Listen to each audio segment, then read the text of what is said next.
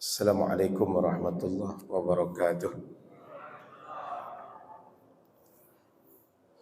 Bismillahirrahmanirrahim. Alhamdulillahi rabbil alamin. Allahumma salli wa sallim ala sayyidina Muhammadin nabil ummi wa ala alihi wa ashabihi wa man tabi'ahum bi ihsan ila yaumiddin. Syahadu an la ilaha illallah wa asyhadu anna Muhammadan abduhu wa rasuluhu sallallahu alaihi wasallam la nabiyya ba'da. Qala subhanaka la ilma lana illa ma 'allamtana innaka antal alimul hakim. Wa qala rabbi shrah li sadri wa yassir li amri wahlul 'uqdatam min lisani yafqahu qawli. Alhamdulillah, Bapak Ibu yang muliakan Allah. Pagi ini kita kembali merasakan nikmat karunia dan segala yang menjadi rezeki kita dari Allah, zahir dan batin. Mudah-mudahan usia kita panjang dalam keadaan taat. Karena kalau sekedar panjang, nanti di akhirat jangan susah. Badan sehat tapi gunanya tidak untuk taat, itu hisabnya panjang nanti. Dan kalau seandainya kita ingin taat tapi badan tak sehat, tak banyak kebaikan bisa kita buat. Bila badan tak sehat, jangankan mau ikut pengajian, mau salat jamaah, mau wudunya susah. Maka kita berdoa sehat badan, terpakai untuk taat, terpakai untuk berbuat amal saleh. Mudah-mudahan badan yang terpakai untuk amal saleh ini saat dipanggil Allah nanti, datang ajalnya, akhiru kalamina la ilaha illallah. Yang terakhir terucap dari lisan kita, la ilaha illallah. Dan di akhirat nanti kita semua berkumpul dengan Nabi Muhammad sallallahu alaihi wasallam. Amin ya rabbal alamin. Bapak Ibu muliakan Allah Subhanahu wa taala, pagi ini kita masuk dalam kajian al-mashu ala al-khuffaini. Pembahasan tentang mengusap khuf, mengusap sepatu, tidak perlu membasuh kaki langsung dengan air ketika berwudu. Nah, saya akan jelaskan nanti lebih lanjut. Secara umum, syariat Islam ini di antara kelebihannya adalah at-taisir, memudahkan umat dalam mengamalkan. Ini di antara kelebihannya. Maka banyak diberikan keringanan. Di antara bentuk keringanan yang umum kita tahu, kalau kita sholat itu biasanya 5 waktu di waktunya masing-masing, dalam keadaan tertentu boleh dijamak. Zuhur jamak dengan asar, maghrib jamak dengan isya. Sehingga bisa kita melaksanakan zuhur dan asar itu tidak setiap waktunya, untuk memudahkan, terutama bagi musafir, orang yang dalam perjalanan. Ada lagi bentuk yang kedua, tadinya 4 rakaat cukup 2. Kenapa? Orang kalau dalam perjalanan kadang badannya capek, waktunya terbatas, dan berbagai hal lain, diberikan keringanan 4 jadi 2. Ada lagi keringanan yang lain, kita mungkin sakit, atau boleh jadi kalau seandainya menggunakan air bisa tambah parah sakit kita, diberikan keringanan dari tadinya mesti berwudu, tadinya mesti mandi wajib, diberi keringanan tayammum. Nah, sekarang ada lagi bentuk keringanan. Kalau orang-orang yang hidup di tempat musim dingin, kita ini Pekanbaru paling dingin berapa lah suhu kita? Cuaca di Pekanbaru ini. Ini pagi udah dingin terasa nih. Udah. Saya bulan lalu, ini kan masih November ya. Awal bulan kemarin itu menginap di Puncak Lawang. Dan orang-orang Pekanbaru ada sekitar 20-an lah kami. Rata-rata orang Pekanbaru sampai Puncak Lawang itu menggigil. Terbang puncak Lawang ya, di Meninjau, di atas Meninjau itu. Negeri di atas awan. Orang Pekanbaru ternyata menggigil, tak biasa dengan dingin. Di Korea, saya bulan Februari 2019 di situ, itu merasakan suhu -6 derajat. Kabarnya kalau puncak dingin itu bisa -33 di sebagian Korea. Bukan 33, -33. Coba yang -33. Sehingga sungai Hanggang di Korea itu kadang-kadang kata kawan di situ, itu bisa beku dan bisa jalan di atasnya. Bayangkan air sungai.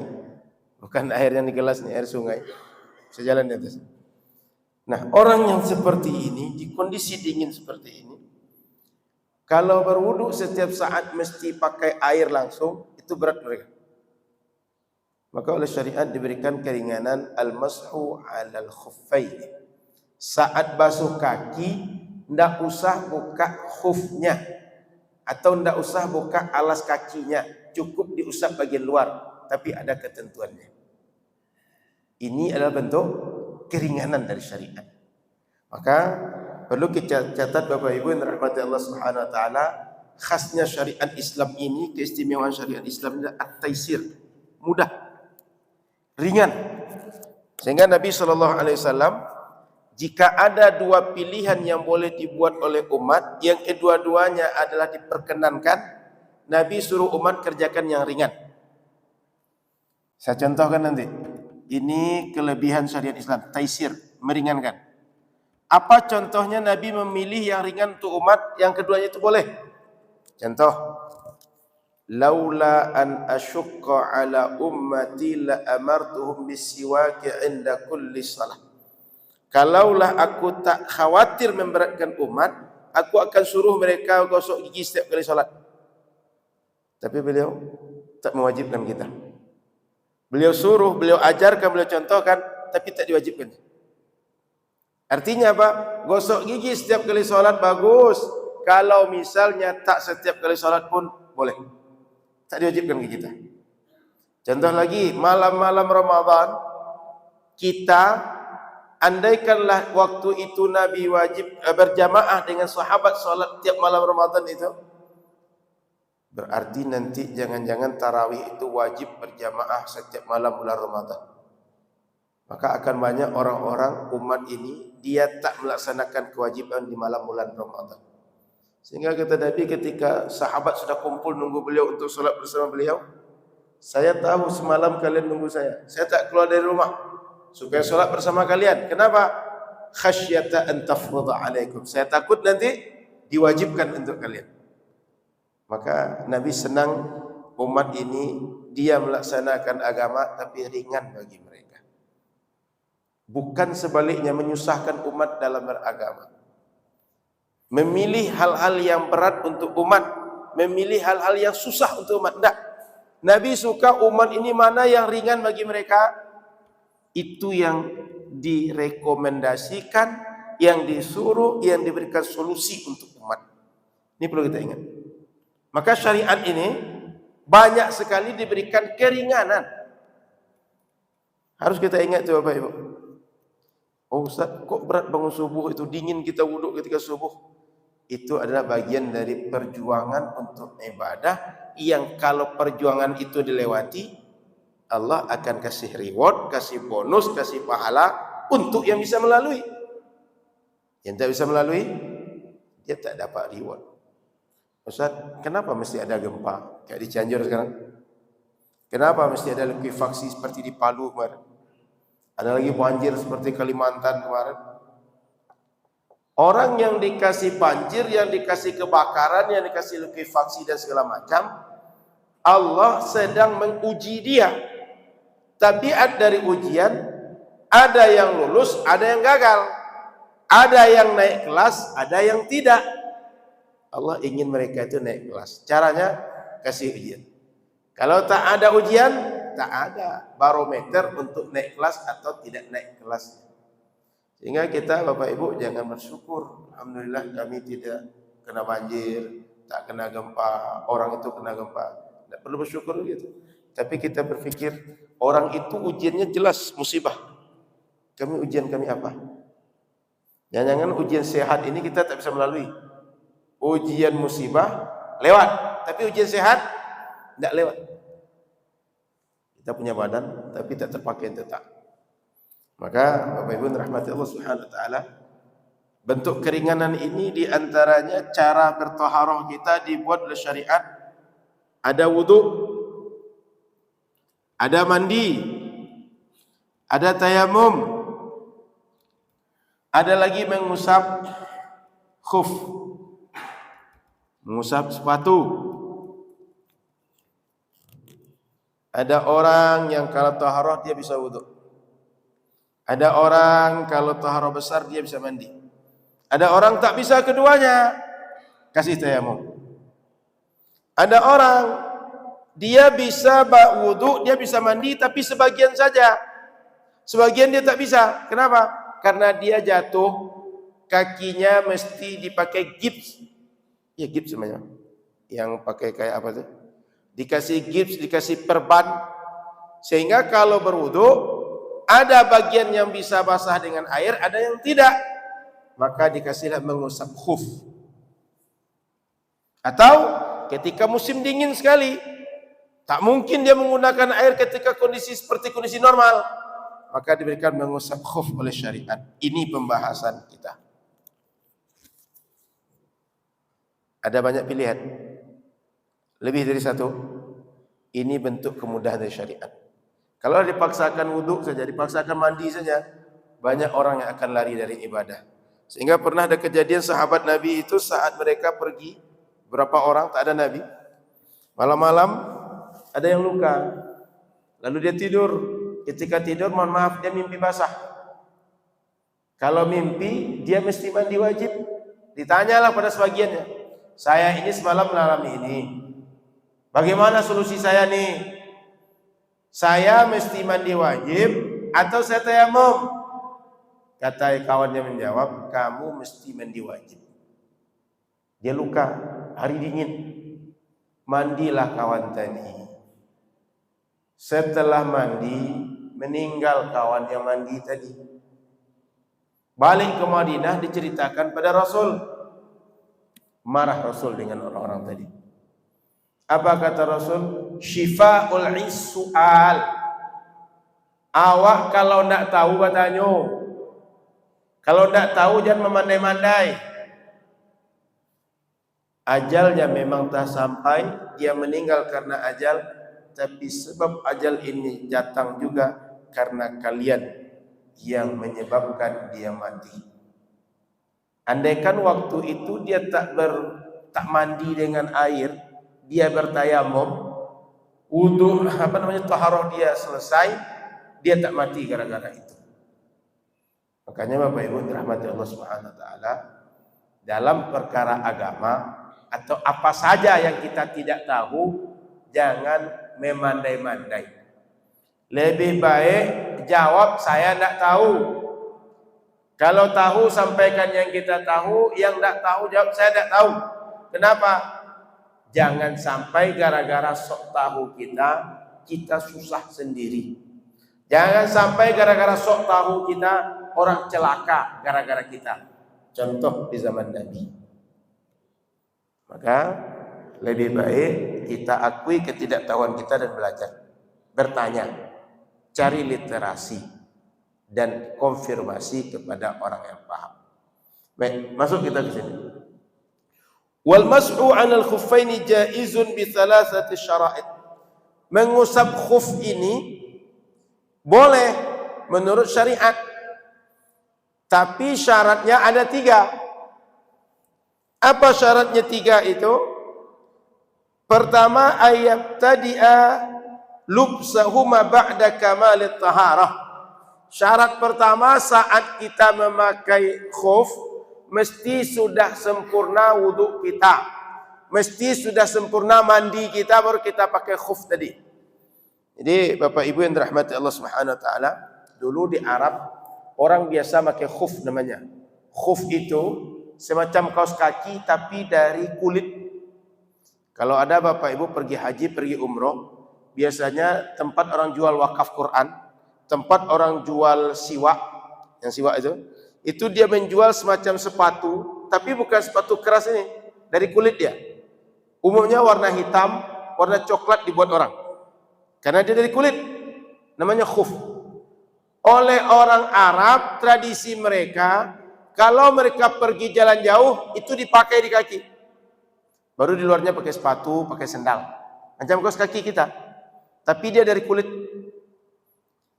Ketika mereka dalam perjalanan atau di rumah ketika musim dingin, berwudu tidak lagi buka khuf tadi, tapi diusap di luar saja. Maka kemudian dalam fikih namanya mashul khuffaini, bab mengusap khuf. Jalih khuf nggak? Macam kaos kaki tebal di kita sekarang. Kaos kaki tapi tebal, sehingga kalau kita teteskan air, tidak langsung masuk dalam, langsung tembus. Mengusap khuf itu oleh syariat diberikan keringanan. Dari mana dapat keringanannya? Pernah di zaman Nabi SAW, kata sahabat Jarir bin Abdullah al-Bujali, ra'aitun Nabi SAW bala thumma tawadda'a aw masaha ala khuffaihi. Saya pernah tengok Nabi, beliau itu mohon maaf buang air kecil, lalu setelah buang air beliau berwudu, atau beliau berwudu dan saat berwudu itu hanya mengusap khuf beliau, artinya kaki tak dibasuh langsung dengan air. Paham? Lalu kata Imam Ibnul Munzir, berasal dari Al-Imam Al-Hasan Al-Basri, haddatsani sab'una minas sahabah anna an-nabiy sallallahu alaihi wasallam masaha 'ala al-khuffaini. Imam Hasan Al-Basri menerima riwayat dari 70 orang sahabat, katanya Nabi ketika berwudu pernah mengusap khuf saja, tak membasuh kaki langsung dengan air. Maka berdasarkan hadis ini, berdasarkan kejadian ini, boleh mengusap khuf, tidak perlu membasuh kaki saat kita berwudu. Lalu selain itu ada ketentuan sebelum kita masuk dalam 3 syarat tadi. Bagi orang mukim macam kita tak kemana-mana, itu boleh mengusap khuf ini 1 hari 1 malam. Tapi kalau musafir boleh 3 hari 3 malam. Jadi kalau orang mukim macam kita nih, 1 hari 1 malam atau 5 kali sholat, wudunya hanya mengusap khuf, boleh. Musafir 3 hari 3 malam. Berangkat subuh nih, mulai dari zuhur nanti sampai zuhur hari ketiga, itu boleh hanya mengusap khuf saja. Dan itu ringan, memudahkan, nggak kedinginan di jalan, nggak susah di jalan. Nah, turunan dari ini nanti kita mungkin akan jarang mengalami ini. Turunan dari ini adalah itu yang solusi bagi kita. Kalau ada yang sakit tak boleh menggunakan air, sehingga nanti bagaimana hukumnya mengusap atau berwudu bagi orang pakai perban, pakai gips, itu turunannya nanti dari masalah ini.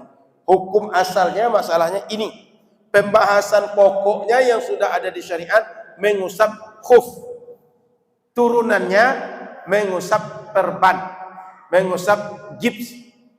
Itu yang kita perlu sekarang. Kan banyak orang sakit masuk ICU, atau dia sakit tak bisa ngapa-ngapain, hanya terkapar di atas kasur.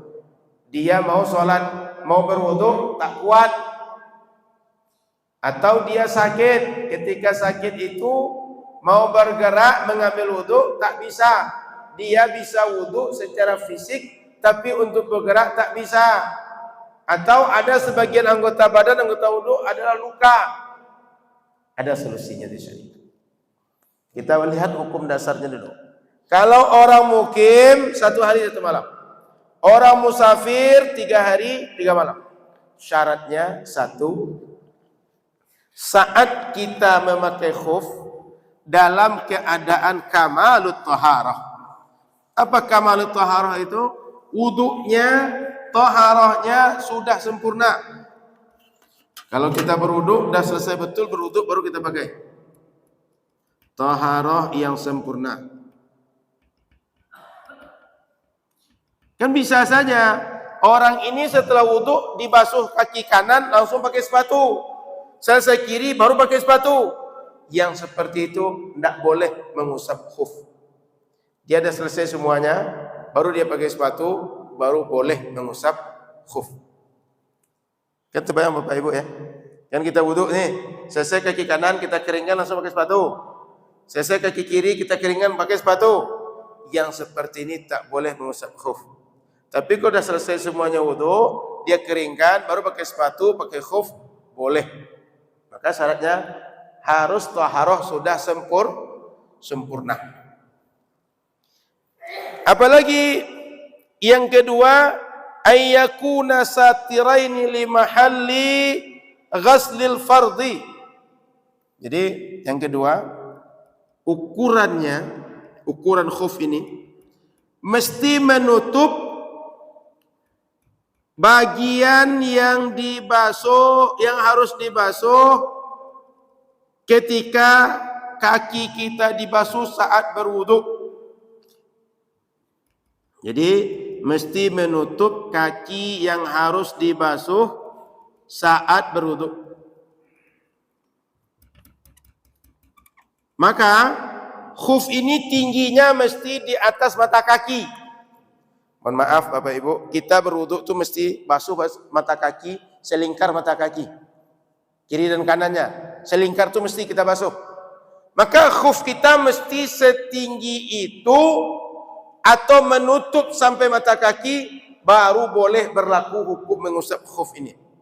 Tapi kalau macam sendal dia, atau macam anak sekarang pakai kaos kaki itu di bawah mata kaki, itu tak boleh. Mesti di atas mata kaki. Maka harus terpenuhi syarat yang kedua. Syarat yang ketiga lagi. Wa ayyakuna mimma yumkinu tatabu'ul masyi 'alaihima. Bahannya kuat, tahan lama. Tahan untuk jalan jauh. Sehingga ini kaos kaki yang tipis-tipis tidak berlaku di sini. Baru jalan sejam, 2 jam atau berapa jam sudah robek dia. Tidak berlaku. Atau ketika kita teteskan air langsung dia sampai ke kulit kita, tidak berlaku. Tapi kalau kaos kakinya tebal, kan ada kaos kaki yang sporty itu tebal itu bisa berlaku dengan hukum khuf ini nanti. Sehingga kalau kita wudu nggak usah buka kaos kaki tadi, cukup buka sepatu langsung mengusap kaos kaki tadi. Di Indonesia sekarang pernah nengok orang macam itu? Ada nengok itu? Itu syaratnya harus 3 aja. Harus taharah sudah sempurna ketika kaos kaki tadi. Ukurannya mesti menutup, kaos kakinya itu mesti menutup kedua mata kaki, selingkar itu mesti tutup. Yang ketiga, bahannya kuat, tahan lama untuk perjalanan jauh. Kalau yang tipis-tipis, enggak. Yang tipis-tipis, enggak. Ya. Sudah itu, yang selanjutnya adalah masa kita memakai ini maksimal bagi orang musafir 3 hari 3 malam. Bagi orang mukim 1 hari 1 malam saja. Tidak boleh lebih. Itu sudah ketentuan dari syariat. Kalau lebih maka kita akan dibatalkan oleh syariat. Lalu timbul pertanyaan, bagaimana cara kita mengusap khuf ini? Cara mengusapnya, mohon maaf, itu cukup basahkan tangan kita macam kita basahkan kepala, usap bagian atas. Itu cukup. Kalau ingin sempurna, itu bisa usap atas dan bawah. Caranya, tangan kanan kita dari ujung kaki, tangan kiri dari bawah, sehingga terusap berlawanan arah. Mohon maaf. Ini dari depan, ini dari belakang. Terusap atas, bawah. Tapi dia tidak harus rata seperti kita basuh kaki saat wudhu. Cukup sekedar melaksanakan sunnah, semua bagiannya kena oleh usapan tangan kita. Jadi kalau usap bagian atasnya cukup, tapi usap atas, usap bawah lebih baik. Sempurna. Baik. Kalau sudah boleh begini, 3 hari 3 malam boleh, sehari malam boleh. Kapan mengusap khuf ini batal? Tidak boleh kita lakukan, ada ketentuan. 1, apabila sudah kita buka khuf, itu tak boleh lagi berlaku hukum ini. Sehingga kalau kita buka sebelum kita berwudu, maka berlaku hukum basuh kaki biasa. Dia tak berlaku kapan? Kalau kita tak buka-buka. Kalau sudah kita buka, habis langsung. Tak berlaku 1 hari 1 malam. Tak berlaku 3 hari 3 malam. Langsung habis dengan kita buka. Yang kedua, batal ketika habis masanya. Dah 3 hari, sudah sehari, enggak boleh dilanjutkan hari keempat atau hari kedua bagi orang musafir. Kalau ingin dilanjutkan hari berikutnya, buka khuf, wudu normal, baru pasang lagi. Dah habis 3 hari 3 malam, buka khuf, baru pasang lagi. Buka khuf, wudu biasa, pasang lagi, baru boleh 3 hari 3 malam berikutnya. Jadi maksimal cuma 3 hari 3 malam. Ini barangkali Bapak Ibu hikmahnya, agar kaki kita tak lama betul dia tertutup, tak dibuka-buka tanpa masuk angin, lepas normal seperti biasa. Sehingga akibatnya kaki kita menjadi lunak. Boleh jadi kalau sempat agak lembab-lembab sedikit, itu bisa jadi kutu air. Dan bisa jadi kaki itu busuknya minta ampun. Makanya diberikan keringanan syariat, diatur oleh syariat, orang yang mukim 1 hari cuma, orang musafir 3 hari cuma. Dengan syariat ini kalaulah kita amalkan, lalu kita kaji, kita renungkan, banyak sekali hikmah yang diberikan oleh syariat dalam kita mengamalkan syariat. Cuma kita ini malas ngaji, sehingga banyak yang tak tahunya dibanding yang tahunya. Saya tanya, Bapak Ibu kalau misalnya dijamu orang makan, setelah dijamu makan apa doanya? Contoh nih, saya diundang ke rumah Bapak Ibu makan. Makanlah saya, selesai saya makan, apa doa saya makan tadi? Bukan doa saya makan maksudnya. Mendoakan tuan rumah tadi. Tahu? Nabi kalau diundang makan, dulu di rumah sahabat Ubadah bin Samit, begitu selesai makan beliau doakan, akala ta'amakumul abrar. Mudah-mudahan makanan-makanan yang engkau buat dimakan oleh orang-orang baik. Kalau dipakai orang baik akan gunakan untuk taat. Dia berpahala, kita pun pahala. Ngalir pahala untuk kita. Yang kedua buah doa Nabi itu, wa aftara indakumus shaimun. Semoga orang-orang puasa yang berbuka dengan makananmu. Kenapa Nabi doakan itu? Orang kalau menyediakan perbukaan bagi orang puasa, dapat pahala yang sama dengan orang yang puasa. Itu doa Nabi yang kedua. Buah yang ketiga, wasallat alaikumul malaikah. Malaikat mohonkan ampun untukmu. Ada redaksi yang keempat, wa dzakarakumullahu fi man indah. Allah Subhanahu wa taala sebut engkau, bangga-banggakan engkau di kalangan makhluk Allah yang dekat dengannya. Ulang doanya. 1, akala ta'amakumul abrar. Semoga makanan engkau dimakan orang-orang baik. Wa aftara indakumus shaimun. Mudah-mudahan makananmu menjadi perbukaan orang-orang puasa. Yang ketiga, wasallat alaikumul malaikah. Semoga malaikat mohonkan ampun untukmu. Yang keempat, wa dzakarakumullahu fi man indah. Allah sebut, Allah banggakan engkau di kalangan penduduk atau makhluk yang sangat dekat dengan dia. Rancak doa kau. Bagus. 4 buah doa tadi. Tapi kita banyak tak tahu. Sehingga saya makan orang, makasih ya, alhamdulillah, izin kami lah ya. Nabi doa itu diajarkan. Ini bukan doa saya makan. Doa saya makan lain lagi. Tapi doa untuk mendoakan tuan rumah yang menjamu makan tadi. Jadi kalau kita di macam nantilah, kan saya diajak sarapan pagi ni kan. Iya pengurus. Yang mana tahu nak diajak pula sarapan pagi begini kan. Habis sarapan pagi, doakan orang yang ngasih makanan tadi. Seperti doa tadi. Atau kita kadang-kadang diajak kawan makan, yuk makan lu ke rumah yuk. Kita ada acara singgah ke rumah, pokoknya diajak orang makan lah. Disuguhkan orang makan, setelah makan doakan tadi. Itu yang diajarkan Nabi. Saya ulang, ini bukan doa saya makan, tapi mendoakan orang yang menjamu kita. Sehingga ada cerita ini sedikit di kalangan para ulama ini ceritanya. Dia dijamu oleh kawan dia. Begitu dia baca doa tadi, dia selesai pada poin 3 saja. Poin 4 dia tak baca lagi. Kenapa dia tak baca?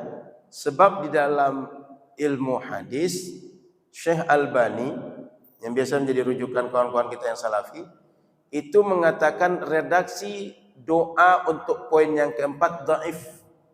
Kalau mereka dhaif itu tak mau mengamalkan. Apa kata dia kepada kawan tadi? Dia baca 3 doa tadi, lalu yang keempatnya, kalaulah tak didhaifkan hadis Syekh Albani, engkau pasti disebut-sebut Allah di kalangan makhluk yang dekat dengan dia. Cuma sayangnya ini dhaif oleh Syekh Albani, maka saya tak bacakan doa yang itu. Paham maksudnya? Kalau tak didhaifkan oleh Syekh Albani, dia akan bacakan poin doa yang ke-4.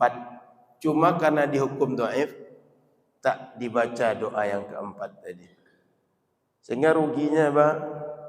Tak termasuk didoakan, kita dibanggakan disebut oleh Allah di kalangan orang-orang yang atau makhluk yang dekat dengan Allah. Allah kalau cinta dengan hamba disebut-sebut. Sekarang kita tak disebut. Mau disebut atau tak disebut? Kalau disebut oleh orang ini tidak banyak manfaat. Disebut oleh orang ini kadang-kadang sebutnya ghibah.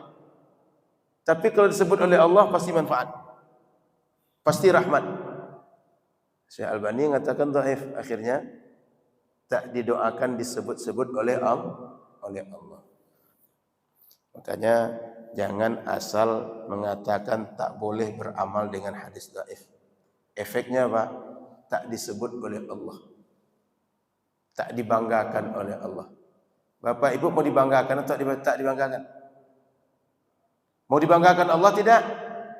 Mau dibanggakan Allah? Gara-gara Syekh Albani enggak dapat dibanggakan Allah. Paham maksud saya? Lanjut. Jadi kita ini banyak yang tak tahu karena kurang belajar. Atau datang majlis ilmu hanya sekedar capek di rumah. Daripada mengasuh anak, macam memang mengaji masjid lagi. Kan ada begitu kadang-kadang kan? Daripada disuruh bini cuci pakaian mereka, atau menjaga anak, anjak pergi pengajian masjid lagi. Tidak, kita belajar itu untuk dapat ilmu. Lanjut. Bapak Ibu yang dirahmati Allah Subhanahu Wa Taala, saya masuk sekarang kepada masalah bagaimana kalau ada orang dia luka, lalu pakai gips, dia pakai perban. Luka itu di tangan. Mestinya kalau wudhu dibasuh. Tapi karena luka, dia pakai perban. Tak mungkin dibasuh. Kalau dibasuh boleh jadi sakit. Kalau dibasuh boleh jadi makin lama sembuh. Kalau dibasuh boleh jadi makin luas alerginya. Maka orang seperti ini diberikan keringanan oleh syariat bahwa dia cukup membasuh bagian yang sehat dan mengusap bagian yang sakit atau yang ditutup dengan perban tadi. Tapi ada ketentuan. Apa ketentuannya? 1, Kalau seandainya bisa dibuka perban tadi, kita tidak sama sakit, atau kita tidak tambah lama sembuh gara-gara dibuka kena air langsung, itu mesti menggunakan air. Tapi kalau seandainya dia tidak boleh dibuka, maka diusap perban tadi saja, gips tadi saja. Yang kedua, saat kita memasang gips, memasang perban, mesti sebelumnya sudah dalam keadaan taharah, dah suci kita. Lalu luka, pasang perban, nanti saat berwudu cukup diusap perban saja. Itu kedua. Kenapa mesti ketika sudah bersuci sama dengan mengusap khuf tadi? Ketentuannya begitu. Lalu yang ketiga, mesti bagian yang sehat dibasuh dengan air normal. Yang boleh diusap cuma bagian yang tak boleh kena air saja. Jangan sampai yang tak boleh kena air sedikit, tapi semua tangan ini diusap saja, tidak dibasuh. Contoh, pergelangan ke depan sampai ujung jari tak boleh kena air. Pergelangan sampai siku boleh kena air. Ini mesti dibasuh dengan air. Cuma pergelangan ke depan yang diusap dari luarnya. Paham nih? Jadi yang dihukum semua. Sama dengan kita sholat. Kalau kita sholat ini sebagiannya bisa berdiri. Lama-lama berdiri baru tak kuat. Kita mesti duduk. Maka mesti berdiri dulu, ketika sudah tak kuat baru duduk. Jangan sepanjang sholat duduk. Karena kalau sepanjang sholat duduk batal sholat tadi. Sebab apa? Dia mampu berdiri. Dia cuma tak mampu lama berdiri. Saya tanya, mampu berdiri dengan tak mampu berdiri dengan tak mampu lama berdiri sama atau tidak? Beda kan? Satu tak mampu berdiri, yang kedua tak mampu lama berdiri. Berarti kalau berdiri sebentar mesti dia berdiri. Maka orang seperti itu kalau i'tidal mesti tegak dia. Tidak boleh i'tidalnya duduk. Kalau orang seperti itu mampu rukuk dan sujud normal, rukuknya mesti dari tegak kepada rukuk seperti kita tadi, dan sujudnya mesti sama seperti kita sujud normal. Paham Bapak Ibu? Kan boleh jadi ada yang asam urat atau rematik. Dia kalau sudah berdiri lama menggigil kaki dia. Tidak bisa lama-lama. Ketika dia masih mampu, dia masih tegak. Ketika sudah mulai dia tak kuat lagi, duduk dia. Itu sebabnya Bapak Ibu jumpa di sebagian masjid itu ada kursi-kursi lipat macam itu. Di Makkah terutama kita dapat banyak betul. Kenapa? Orang-orang tua ketika dia mampu berdiri dia pakai untuk berdiri. Ketika dia tak mampu, dia akan duduk. Begitu juga ketika membasuh tangan atau kaki anggota wudhu yang luka tadi, yang normal, yang sehat, mesti dibasuh secara normal. Bagian yang sakit yang diusap. Paham ya? Yang keempat lagi poinnya. Saat kita mengusap perban atau gips, itu mesti diusap semua bagian permukaannya. Jadi jangan usap sedikit aja. Contoh, dia semua bagian pergelangan ke depan nih. Jangan asal kena sedikit aja, taruh sedikit dah. Dia mesti diusap keseluruhannya. Ini anggap ini depan ini semuanya tertutup oleh perban, ditutup oleh gips. Maka yang depan ini mesti semuanya diusap bagian atasnya. Permukaannya semuanya mesti diusap dengan air. Tak boleh sebagiannya atau sedikit dia asal kenanya tidak boleh. Mesti keseluruhan. Jadi yang sehat semuanya dengan air dibasuh, yang pakai perban, semua yang ditutup perban bagian luarnya mesti diusap air. Paham? Yang keempat, yang kelima lagi. Bagian yang diusap dengan air tadi, itu mesti diganti dengan tayamum. Sehingga sekali berwudu, wudu kita lakukan, tayamum kita lakukan. Contoh, saya ini luka di bagian pergelangan ke depan, wudu mesti dibasuh. Maka ketika saya basuh tangan, saya basuh ini normal, saya basuh dari siku sampai pergelangan normal, ini saya usap. Lalu setelah itu saya keringkan tangan, saya ambil debu untuk berwudu, untuk bertayamum, saya tayamum, lalu tayamum seperti biasa. usap muka. Sudah itu ambil lagi debu, usap tangan sampai selesai. Kemudian usap kiri sampai selesai.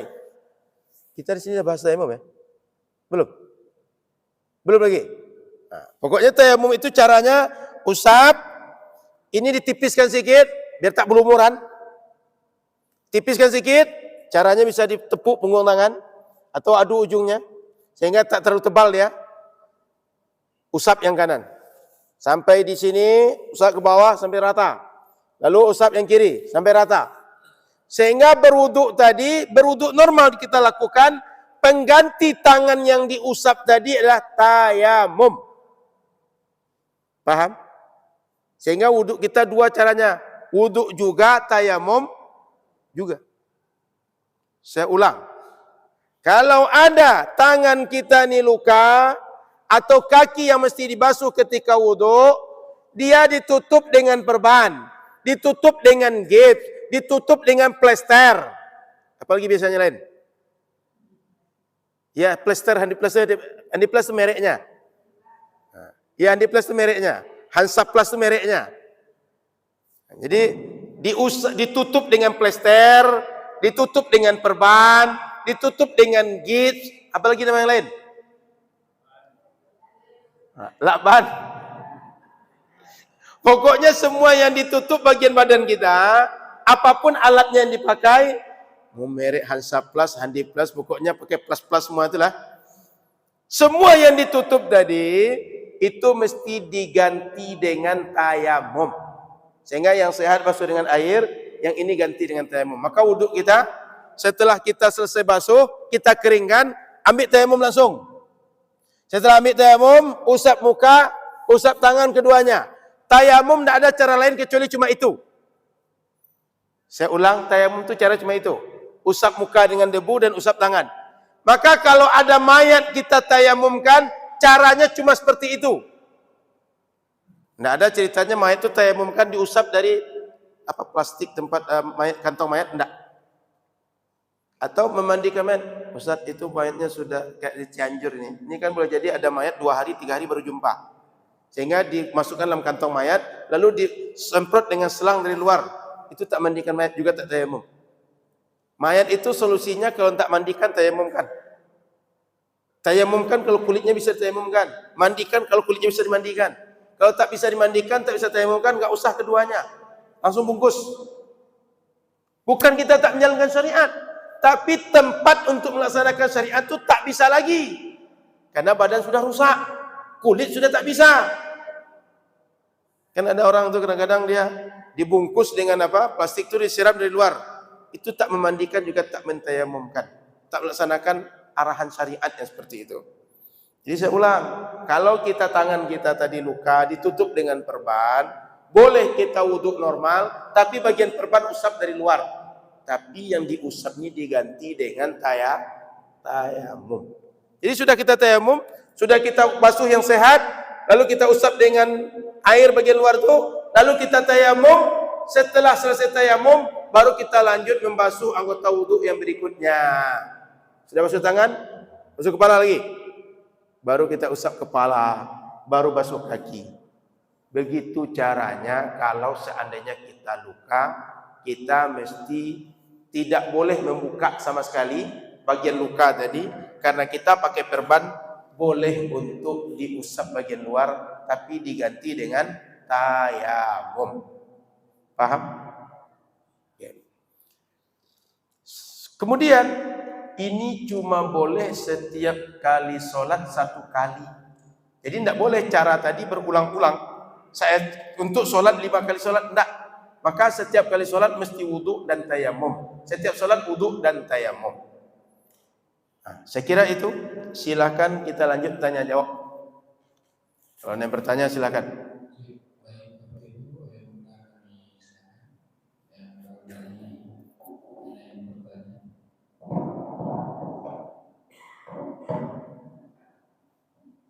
Depan, silakan.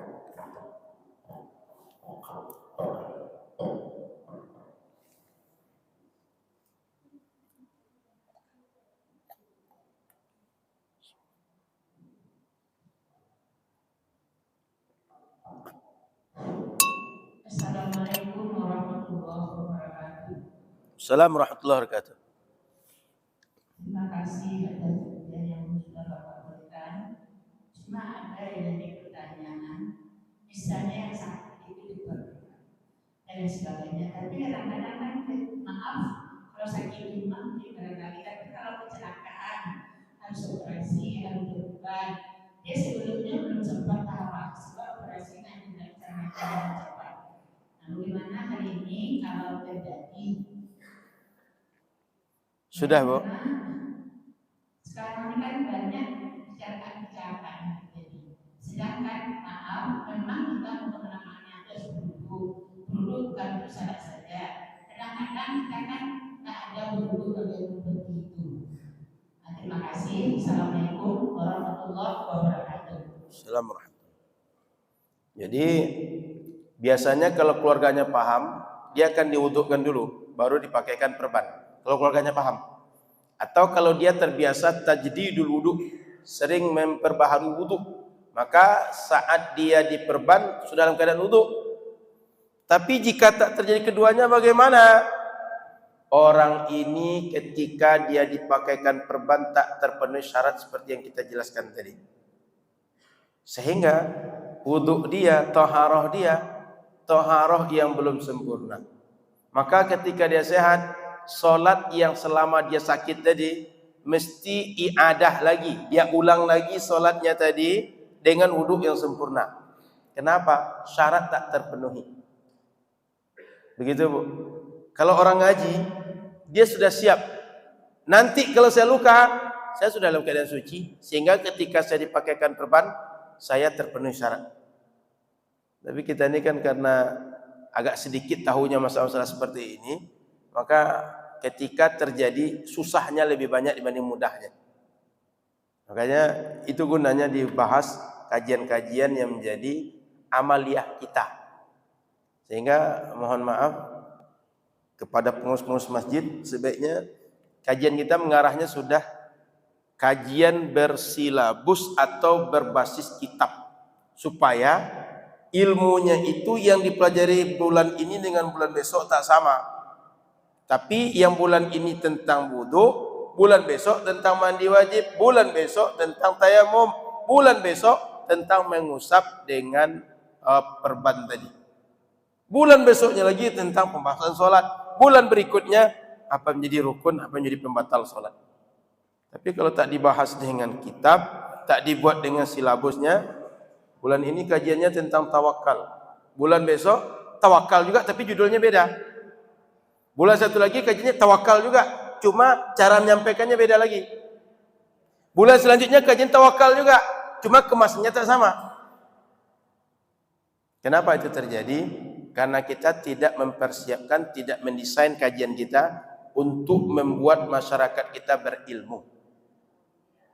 Sehingga mohon maaf, kalau bisa setiap masjid mesti ada konsultan syariatnya, ada ustadz yang menjadi rujukan.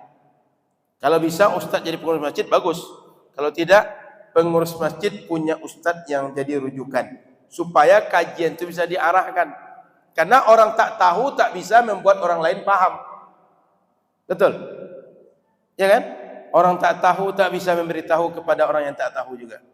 Sama-sama tak tahu. Sehingga para pengurus masjid, Darul Aman itu yang lain, usahakan kajian itu didesain membuat ilmu masyarakat ini makin lama bertambah. Yang kedua, kalau tak ada ustadz yang bisa mengarahkan, tak bisa mengarahkan, cari konsultan yang bisa mengarahkan. Cukup, Bu ya? Bu, cukup ya? Silakan yang lain. Pertanyaan yang lain. Tadi depan tadi.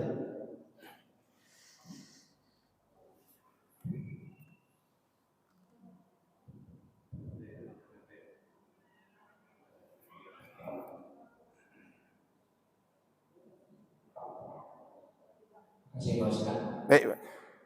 Yang nanya kalau masalah di rumah sakit, Ustaz.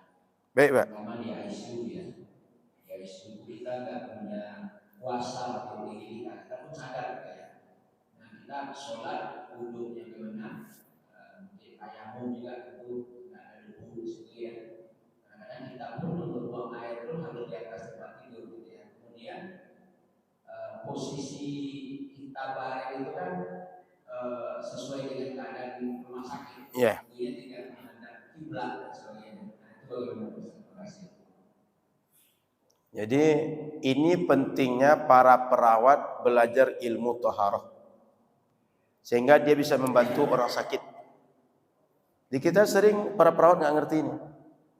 Para bidan juga nggak ngerti tentang masalah terkait dengan persalinan dan hukum-hukum turunan dari persalinan. Maka Bapak Ibu rahmati Allah SWT, umat Islam ini dia belajar hukum Islam pertama sebelum ilmu-ilmu yang lain. Sehingga anak kita mau jadi apa saja profesinya nanti, tidak ada masalah. Mau jadi tentara, mau jadi dokter, menjadi ahli apa saja, silahkan. Tapi cara dia beragama mesti paham dia. Sehingga kalau ada di sini dosen ilmu keperawatan, dosen ilmu-ilmu nakes lah, ini perlu dibekali supaya apa?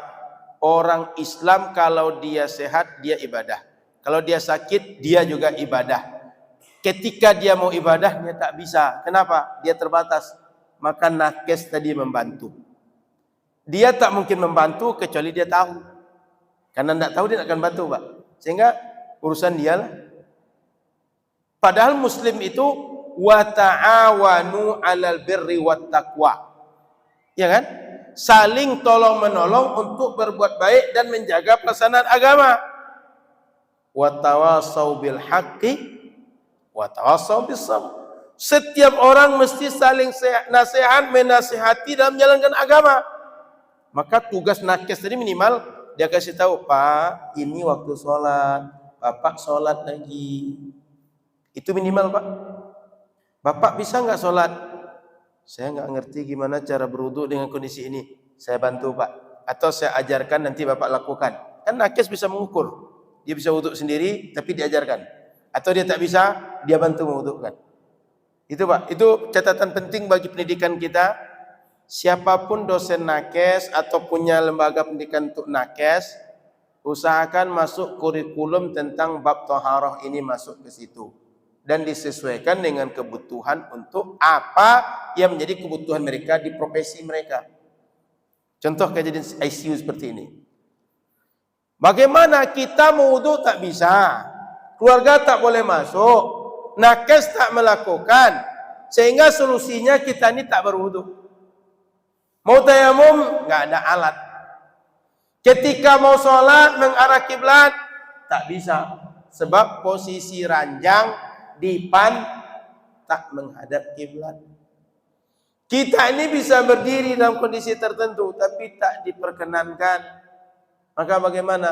Bapak sholat dengan kondisi Bapak adanya saat itu, tak berwudu, tak bertayamum, tak mengusap khuf, tidak menghadap kiblat, tak berdiri. Dengan segala keringat, segala kondisi tadi, kalau dah sehat nanti ulang semua solat tadi lagi.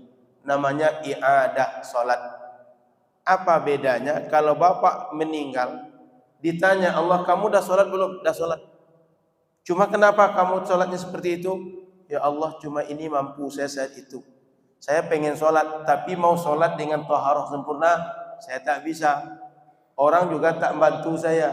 Tanda taat saya kerjakan. Ketika engkau suruh solat, saya solat. Cuma mampu saya segini ya Allah. Gitu, Pak. Karena belum sempurna, saat sehat ganti lagi solat yang tak sempurna tadi. Nama solatnya i'adah. Usalli fardhu subhi i'adatan lillahi ta'ala. Saya niat solat subuh ini mengulang solat subuh yang kemarin belum sempurna saya buat. Sudah, Pak.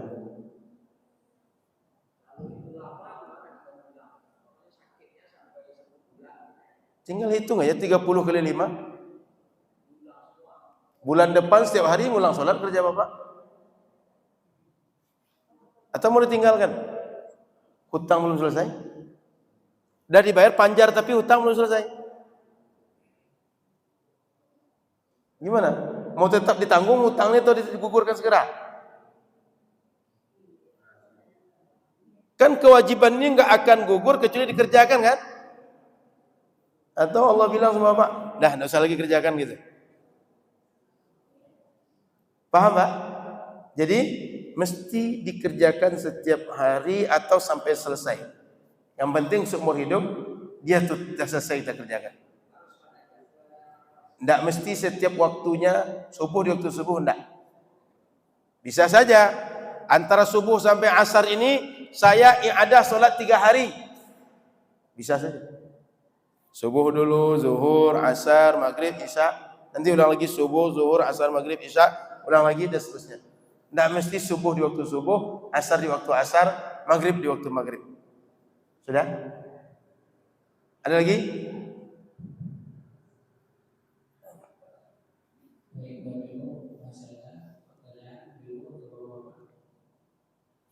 Cukup. Baik. Mudah-mudahan ilmu yang kita pelajari manfaat, bisa kita amalkan dan menjadi solusi dalam kehidupan kita. InsyaAllah dalam kajian berikutnya tayamum. Kita masuk dalam pembahasan tayamum. Karena tadi turunan dari mengusap itu tayamum lagi. Ilmu tayamum bagaimana? Dalam bulan akan datang InsyaAllah. Termasuk kita bahas orang pergi umroh, pergi haji. Di pesawat dia tayamum. Bagaimana tayamum dia? Boleh atau tidak? Termasuk ICU tadi. Termasuk dirawat di rumah kita tak bisa berwudu tapi bisa tayamum. Bagaimana? Kita bahas dalam bulan akan datang insyaallah. Mudah-mudahan sehat badan, umur panjang, bisa kita mengaji lagi insyaallah. Demikian, terima kasih. Kalau bisa Bapak Ibu, anak-anak kita yang muda, keluarga kita yang muda ajak ngaji. Supaya jangan sampai nanti mohon maaf Bapak Ibu meninggal tak ada lagi lanjutkan pengajiannya. Sudah itu yang muda-muda itu mereka lebih banyak amal dibanding agak tua nih. Dia banyak aktivitas dan butuh berbagai solusi. Dia juga akan mengajarkan kepada anaknya. Kalau dia tak tahu, tak mungkin mengajarkan yang dia tak tahu pada anaknya. Kalau dia tahu tentang cara sholat, dia bisa mengajarkan pada anaknya. Kalau dia tak tahu, dia tak bisa mengajarkan. Maka ajaklah anak-anak kita, menakan kita, minimal yang di rumah kita ajak, supaya dia tahu bagaimana jalan syariat, melaksanakan agama. Demikian, terima kasih. Mohon maaf dan kurang. Subhanakallah wa bihamdika, asyhadu an la ilaha illa anta, astaghfiruka wa atubu ilaika. Assalamualaikum warahmatullahi wabarakatuh.